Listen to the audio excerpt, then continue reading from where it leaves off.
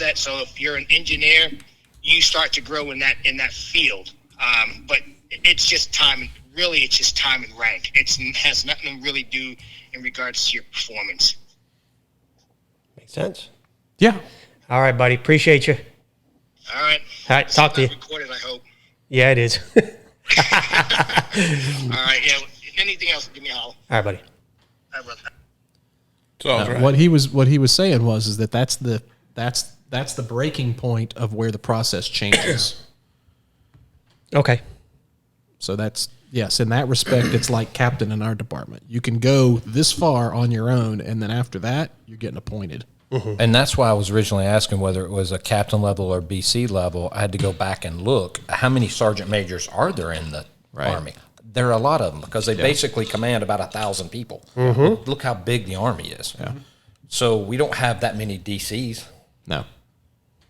You see what I'm saying? So I'm trying to figure out what impact does the sergeant major have on an individual? Is it the same amount of contact and impact that a captain would have, or is it the same amount of contact and impact that a battalion chief would have? On that aspect, I would equate it more to a battalion. That's what I'm thinking. They have that. They're not directly plugged in, but they're touching people. Mm-hmm.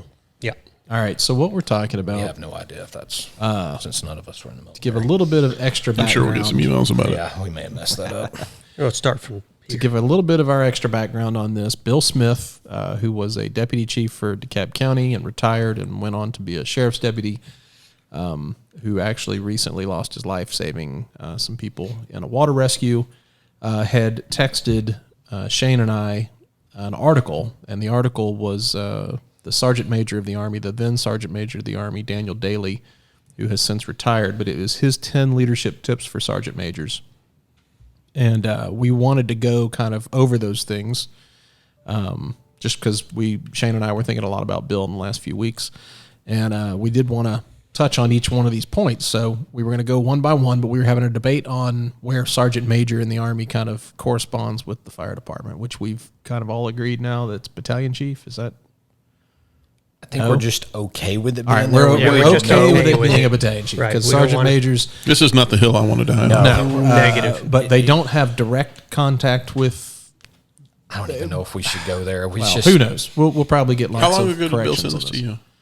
Literally maybe a couple of months ago. I mean, it was a really recent. Yeah, it was a really recent text from him. But yeah, it's an older article. Yeah, the article was actually 215. Yeah, 215. So, or 2015. So, but yeah. So just we wanted to kind of really quickly go down these. Number one on his list was yelling doesn't make you skinny. PT does. Anybody got anything on that one? And really, I mean, what he said was if you're not out there saluting the flag every morning at 6:30, you can automatically assume your soldiers are not. Soldiers don't care if you're in first place. They just want to see you out there. This is a team sport. So really, he was kind of getting on be an example. By example, which I think we all can agree with. And I think a lot of people miss that point. They do things not realizing people are going to do exactly what you do, right. Or what you don't do. Right. And let's take something simple for a fire department. As simple as, being hard to get house dues out of you. Well, if the battalion chief isn't paying or whatever we're going to classify this person is, why do I need to pay?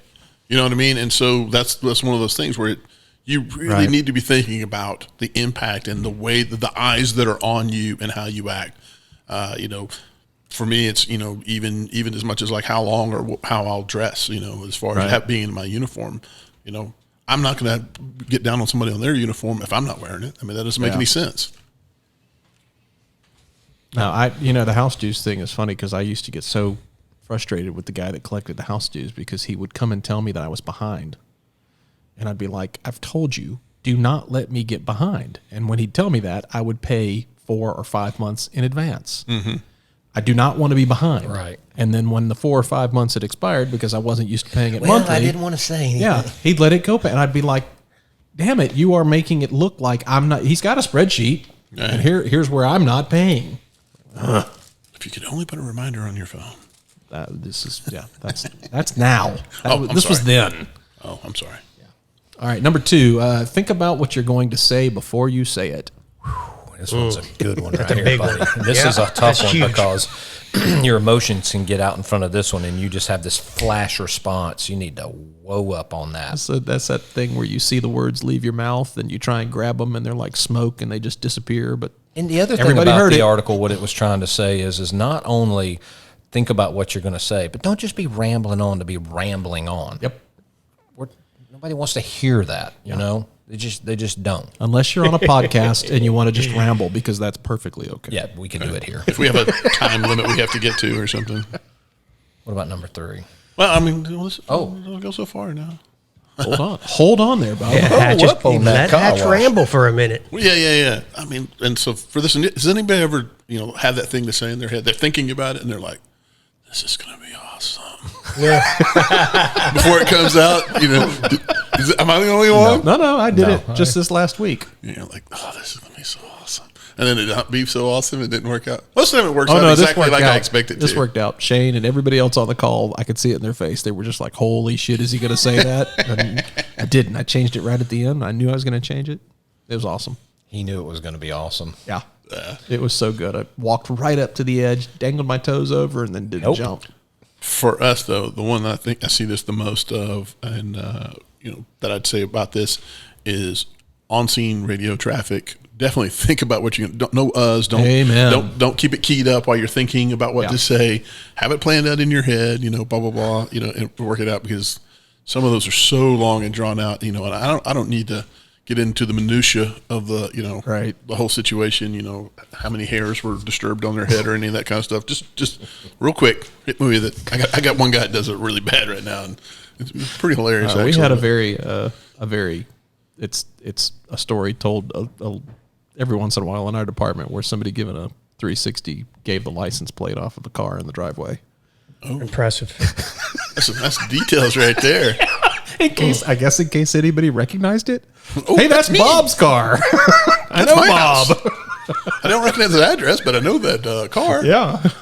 That's fun. You said it was a 92 Bonneville? That's not the tag for the Bonneville.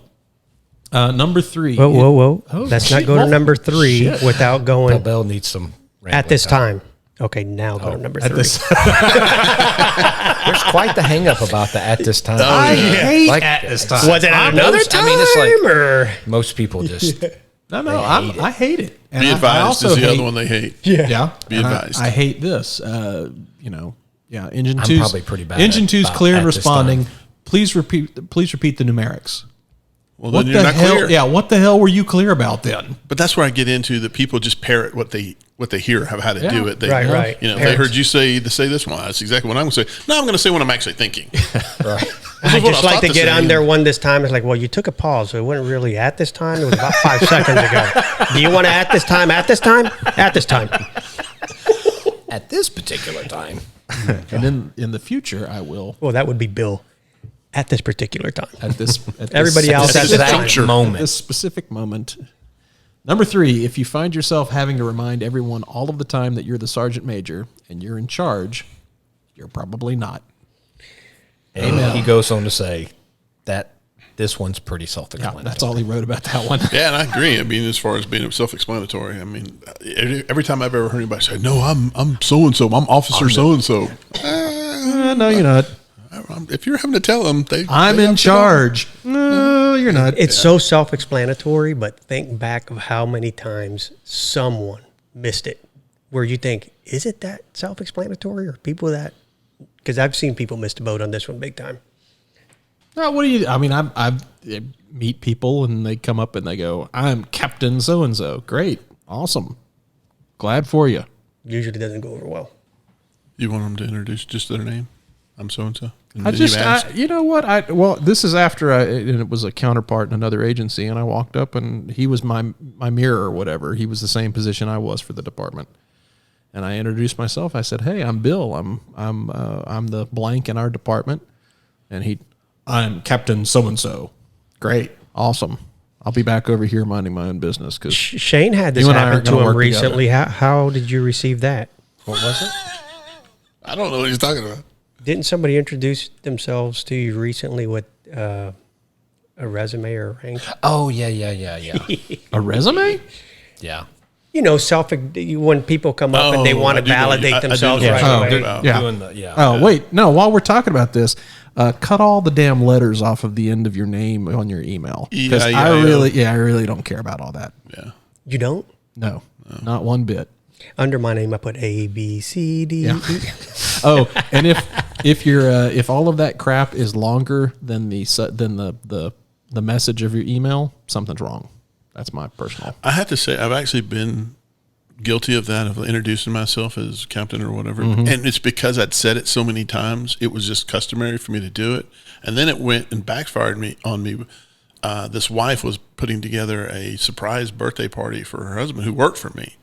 And I didn't think they actually knew my name, so I had to say, this is Captain so-and-so. And I felt like such a jerk doing it. And I was like, if I said, this is Mike, they had no idea who the hell Mike is. I was like, and I literally, it's ringing. I'm like, oh, I'm a little bit of a panic attack. I don't know what I'm going to say. What am I going to say? What am I going to say? It worked out. Well, that's Who back am to that's back to number 2, right? Think about what you're going to say before you say it. Yeah. All right. I got a couple good stories about that.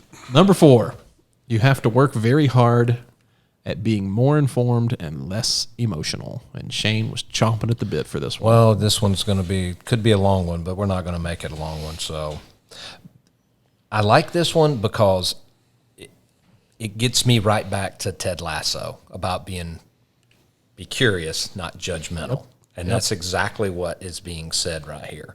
Is take a moment to be informed instead of just going off what your emotion is kind of leading you down. But again, I don't know if maybe that comes with maturity or it's the thing that golly, I can't remember the book now. The Crucial Conversations book, is that the one? It talks about creating your own narratives.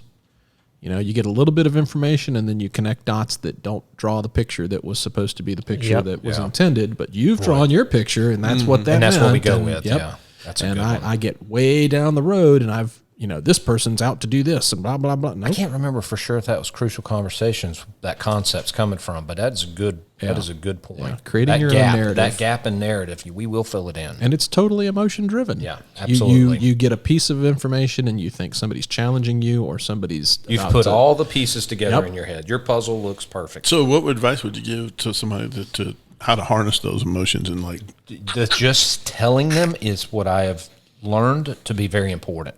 Just to stop and say, you're here and you're trying to get here, but you don't have this information in the middle, but you feel a certain way about it. Imagine if that was absolutely wrong. Right. You're not right.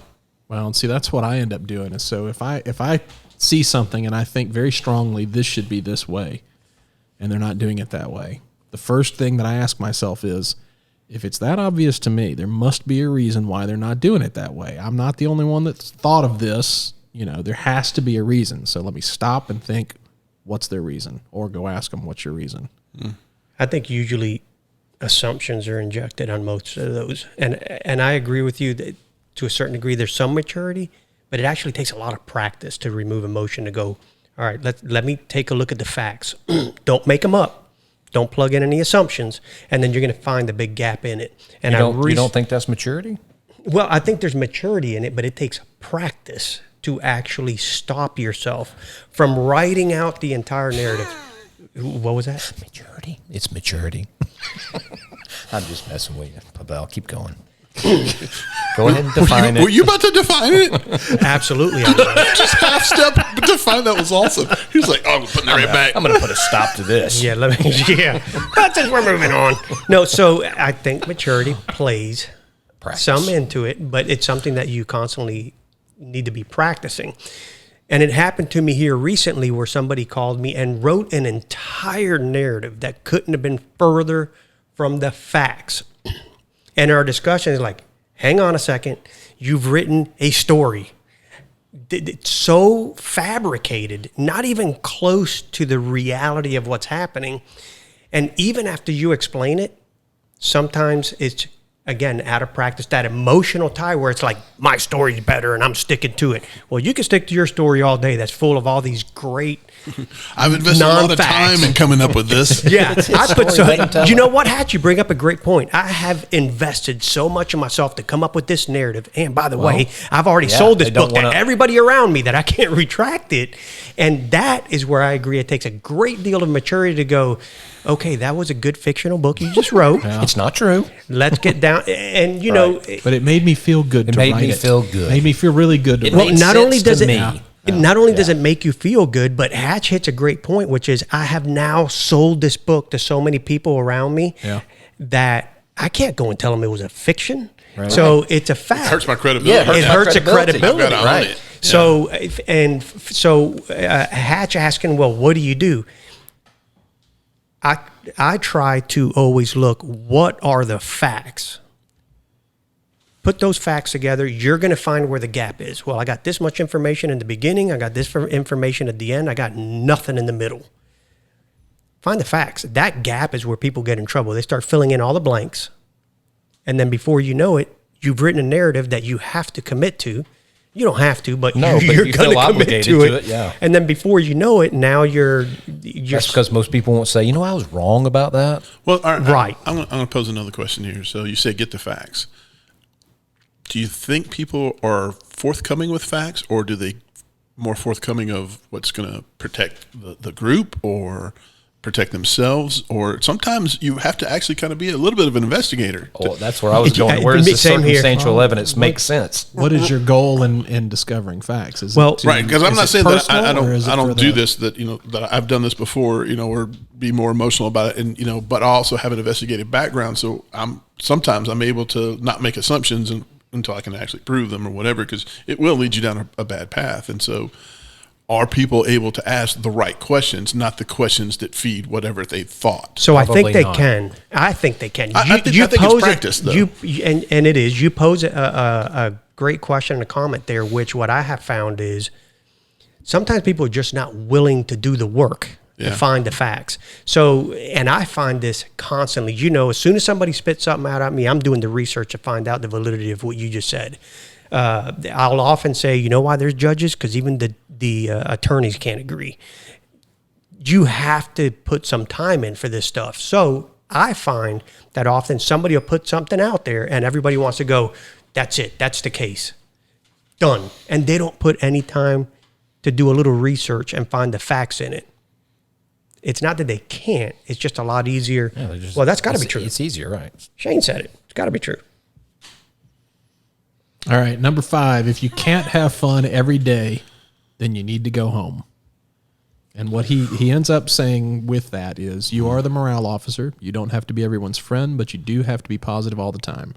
The sergeant major is the one everyone looks struggle to with when this it's one. cold, I struggle with that. when it's hot, when it's raining, or things are just going south. Your job is to keep the unit together. That's why you're there. The first place they'll look when things go bad is you, and they will catch your reaction. I mean, insanity is the ability to remove your emotion or the truth from your body language. That's a psychopath, actually. So, I mean, really, it is. What? Yeah, a psychopath. That took a hard left. Yeah. No, a psychopath can speak a lie and his body language won't give it up. Where we speak predominantly with our body, so it's hard to tell a lie if you're, trained to look at the change in body language. And that's a tough one. That's a very, very tough one.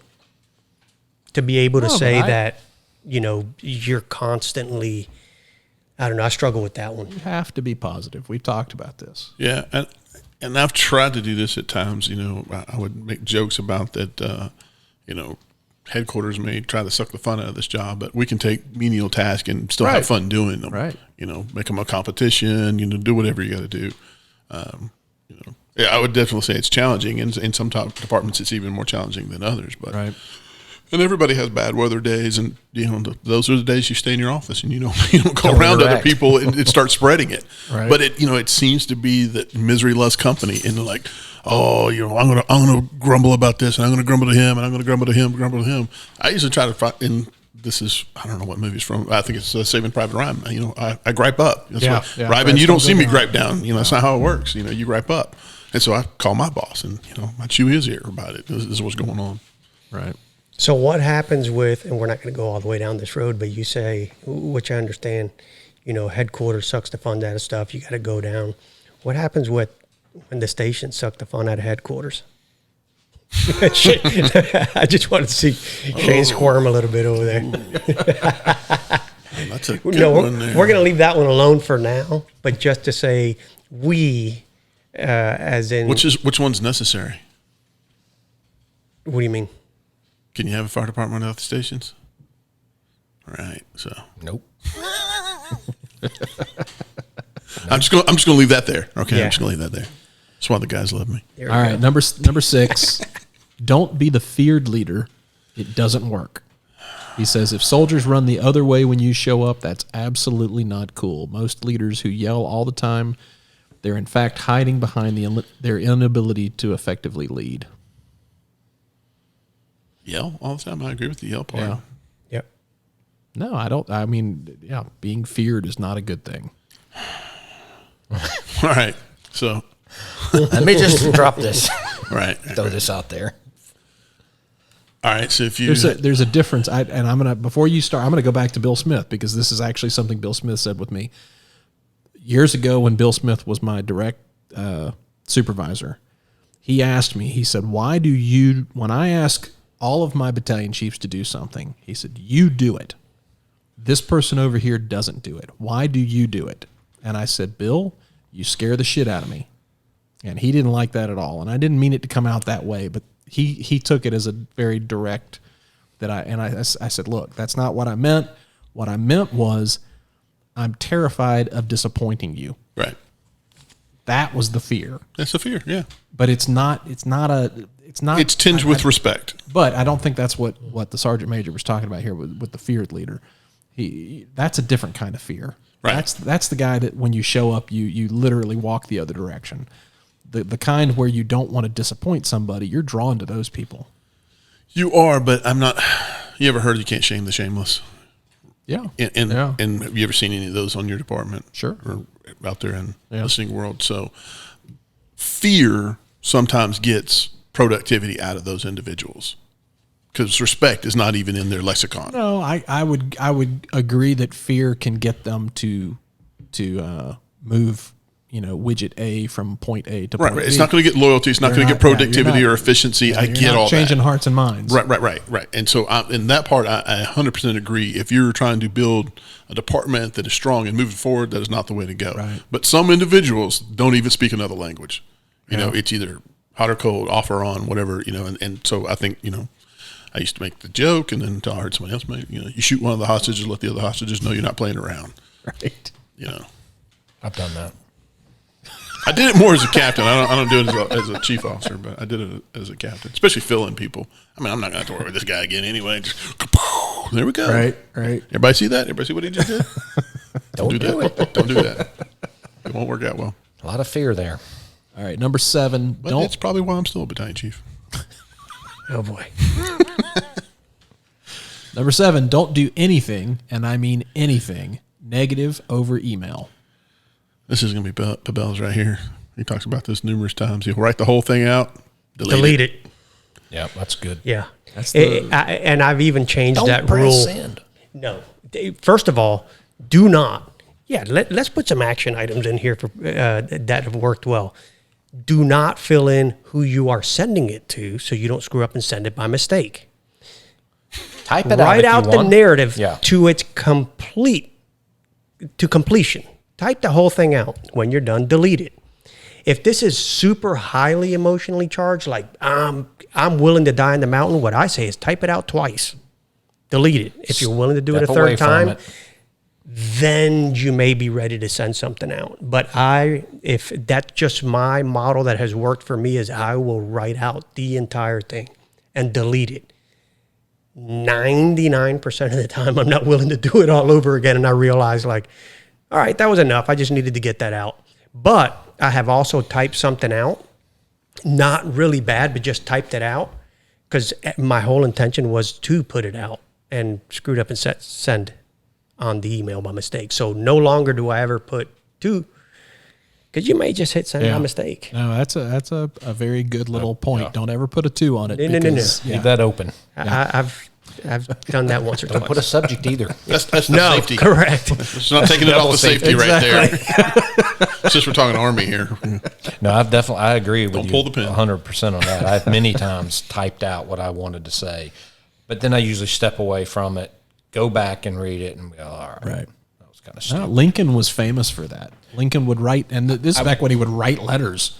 I will say one other thing about this. The problem, and I think the hidden advice in this is don't do anything negative over email, is because you are anticipating that the receiver is getting it exactly the way you meant. And there is no voice inflection. There's no context. There's no anything. You need to go have those conversations in purpose. Yep.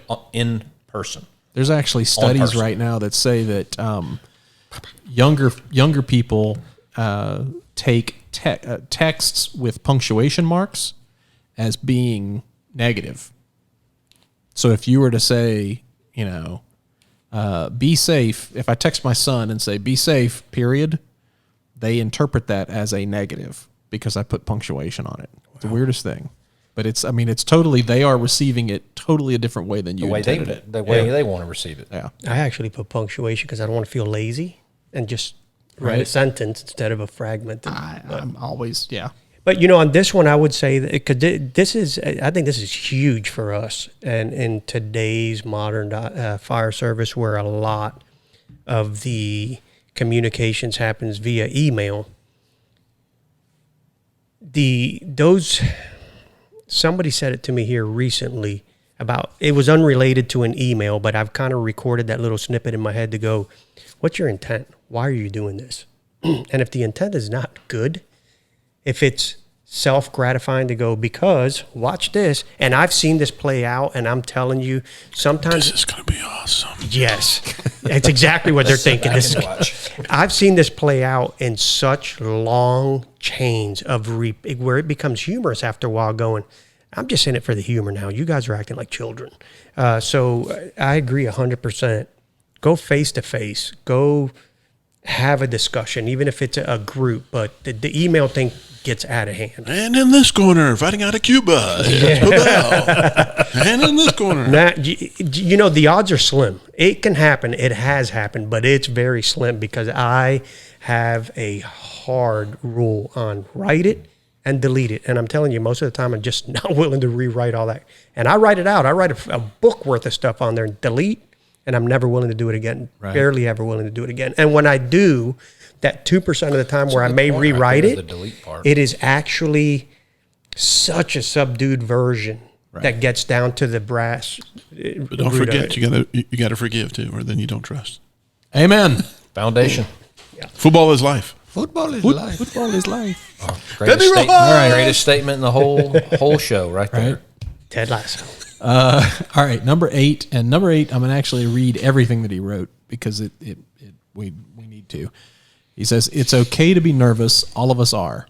This happens to be my favorite. It came from my mother. My mom always used to tell me that if you're not nervous on the first day of school, then you're either not telling the truth, you either don't care, or you're just plain stupid. Being nervous makes you try harder. That's what makes you care more. Once that feeling is gone, once you feel like you have everything figured out, it's time to go home because the care stops. Don't do this alone. You need a battle buddy. You need someone you can call, a mentor you can confide in. Don't make the same mistakes someone else has made. Those are the dumb mistakes. Don't do this alone. What do y'all think? Tell us what you think, Bill.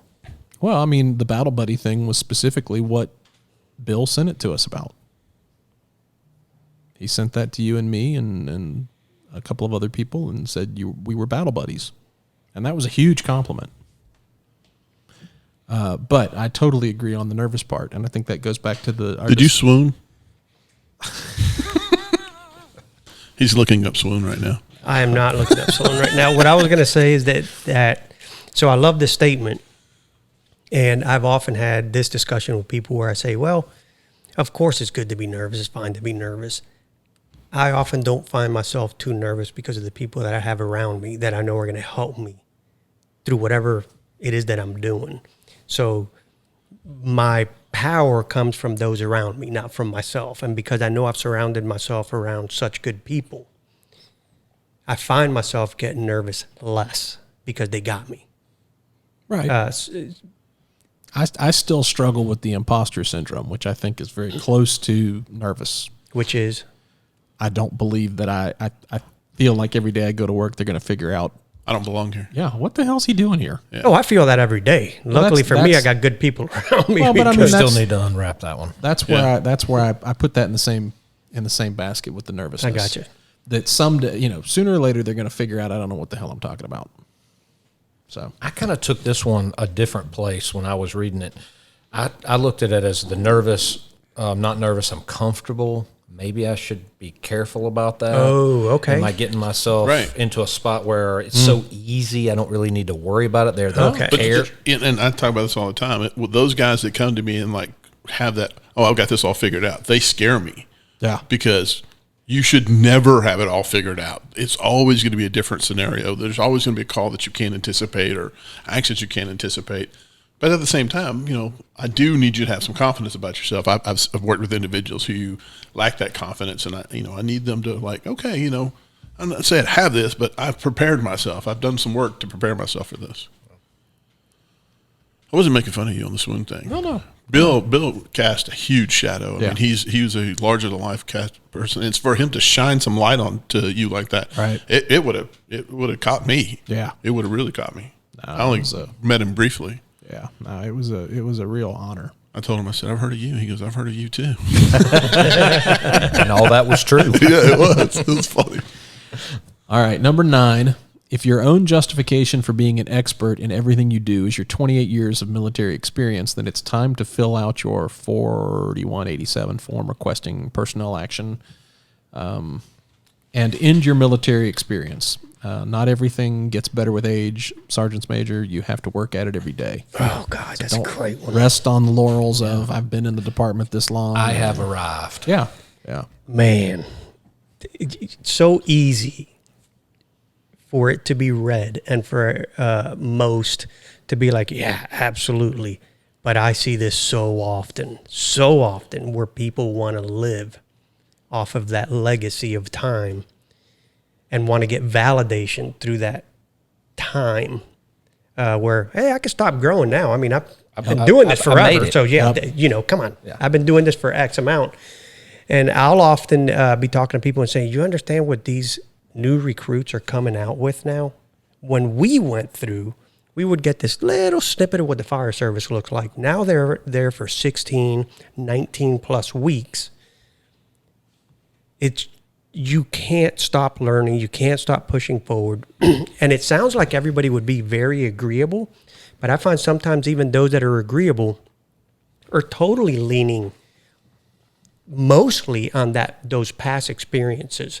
And I'm not saying that experience doesn't count. I'm going by what he says, which is true, which you need to keep pressing forward. You can't just say, hey, I can stop learning now. I don't read articles. I don't go to classes. You've never got enough experience. Yeah. Never. Yeah. Got to be relevant. Yeah, that's a big one. Yeah. Well, we said it before, experience is great, but if you can't apply it, it's useless. Yeah. That's experience is your knowledge. Wisdom is your ability to apply it. Mm.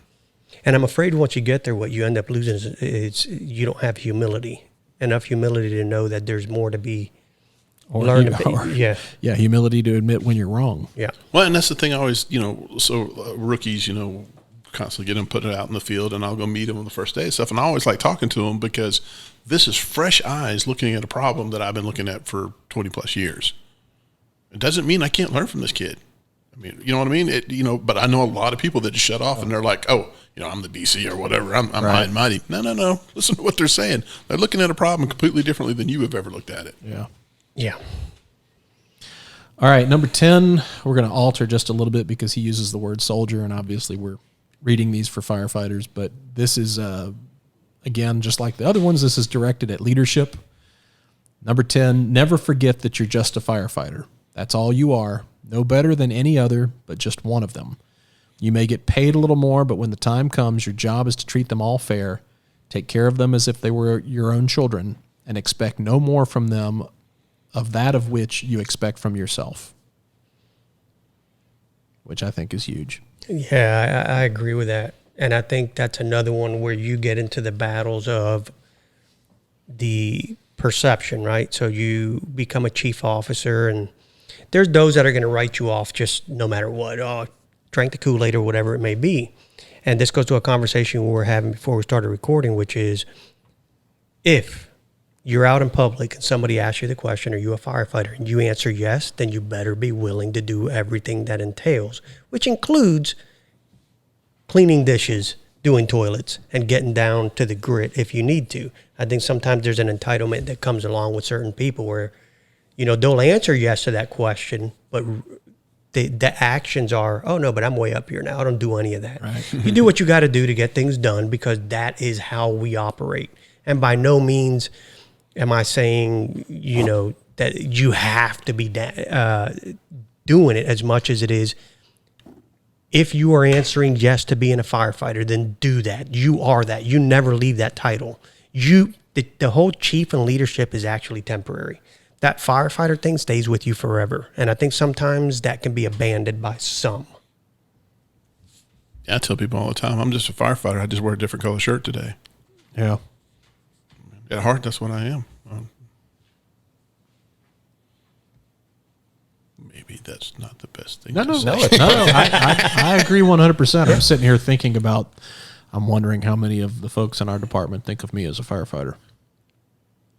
Yeah. They don't, most of them just know us as chiefs. Yeah. I know we've spoken about this before on the podcast, but we literally looked into the numbers. Shane and I made chief back in 2010, and over 75% of the department was hired since 2010. They only know us as a chief. No experience of us actually being a firefighter. So I swear we were. And unfortunately for you, your whole chief has all been 40 hours, right? No, you were in the field. That's right. I forgot. Yeah, I was in the field when I got promoted, I was in the field for one cycle. Then they sent me to training. 4.5 years later, came back out, did 2.5, maybe 3 years, and then went back in as special operations chief and then chief of staff. So, but even being a chief on the car, they still don't see you nozzle in hand. Right. But I was saying the reason I was bringing that up because you see them at scenes and stuff. You can interact with them is what I was thinking about. It's just hard because you end up feeling like you're giving them your bona fides. Here's my resume. Here's why you should respect me. This is why you should listen to what I have to say. Yes, exactly. But that's not. You don't want to do that. You really rely on those other people to do that endorsement that we've talked about before, where somebody else can go, oh no, that Yeah. I remember somebody saying that about a firefighter, and he was a larger firefighter. He gained weight during his career. He was older, and I remember somebody taking me to the side and going, you might not realize it, but that's one hell of a firefighter right there. And I was like, wow, okay, But anyway, so that was the Sergeant Major's 10. That's great. Again, we'll put a link to this on the podcast description, but you can find it on armytimes.com. It's SMA Dailey's top 10 leadership tips for sergeants major. Let us know which one speaks to you guys. Yeah, we'd love to hear feedback. Yeah, hopefully we definitely get some kitchen table talk out of that one. Yep. Pretty sure we screwed up some part of the military on that. Pretty sure we got most of it messed up. Yeah, we'll get none of us served back on that. No. Although I've always said I feel like I would have done well in the military. Well, we got a little bit of guidance from our phone a friend. He's Sergeant Major E9, retired, so he gave us a little bit of direction. I think that's just reinforcement for you, not necessarily direction for us. It was just enough for us to get it wrong. I'm right, damn it. I'm not saying we're right. I'm just saying we made an attempt at getting it right. We did, but I think we got just enough information that to be dangerous. Probably got it wrong. Right. Yeah. I can go with that. I'm going to speak from an informed perspective now. That's fine. Well, all right. Well.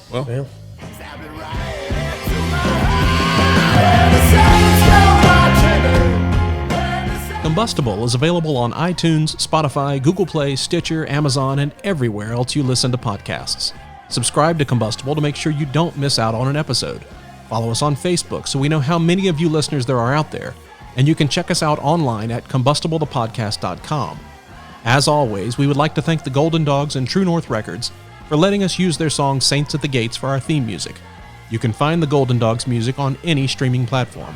Thanks for listening, and we'll catch you later.